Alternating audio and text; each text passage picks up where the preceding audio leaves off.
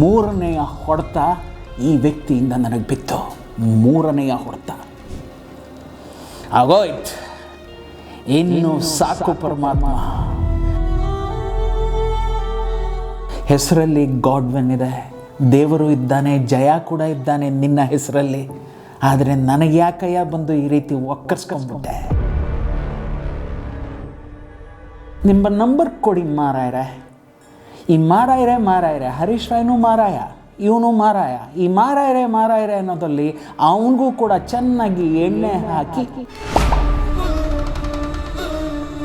ನನಗೊಬ್ಬ ನಿರ್ಮಾಪಕ ಸಿಗ್ದ ಅಂತಂದರೆ ಇಲ್ಲಿ ಕಲ್ಲು ಹಾಕುವಂಥ ಸೋಳೆ ಮಕ್ಕಳು ಭಾಳ ಜನ ಇದ್ದಾರೆ. ನನಗೊಬ್ಬ ಹೀರೋ ಡೇಟ್ ಕೊಟ್ಬಿಟ್ಟ ಅಂತಂದರೆ ಅನ್ನದ ತಟ್ಟೆಯಲ್ಲೇ ಬಂದು ಹೇತ್ ಹೋಗುವಂಥ ಸೋಳೆ ಮಕ್ಕಳು ಇಲ್ಲಿ ತುಂಬ ಜನ ಇದ್ದಾರೆ. ನಾನು ಹೇಳಿದೆ, ನನಗಾದ ಯಾವ ನೋವು ಅಲ್ಲವೇ ಅಲ್ಲ. 57ರ ಘಟ್ಟದಲ್ಲಿದ್ದೇನೆ. ಆ ಕ್ಷಣದ ನೋವು, ಆ ಕ್ಷಣದ ಎಮೋಷನ್, ಆ ಕ್ಷಣದ ಕಣ್ಣೀರಷ್ಟೇ. ಕಣ್ಣೀರಿಟ್ಟಿದ್ದಕ್ಕೆ ಯಾರೋ ಒಬ್ಬ ಬರಿತಾನೆ ಕಣ್ರಿ, ಗಂಡ ಸತ್ತ ಮುಂಡೆ ಥರ ಏನೇ ಕಳ್ತೀಯ ಅಂತ. ಪ್ರಾಯಶಃ ಅವರಪ್ಪ ಸತ್ತಾಗ ಅವರಮ್ಮ ಮುಂಡೆ ಥರ ಹತ್ತಿದ್ಲು ಅಂತ ಕಾಣುತ್ತೆ. ಅದಕ್ಕೆ ಆ ಸೋಳ ಮಗ ಹಂಗಂದ ಅನ್ಸುತ್ತೆ. ಇನ್ನು ಮೇಲೆ ಬರುತ್ತೆ ನೋಡಿ ಬಾಯ. ಇನ್ನೊಬ್ಬ ಕೇಳ್ತಾನೆ, ಗುರು ಇದೆಲ್ಲ ಬಿಟ್ಬಿಟ್ಟು ಮಾಡೋ ಕೆಲಸ ಮಾಡು, ಸಿನಿಮಾ ಮಾಡು ಗುರು.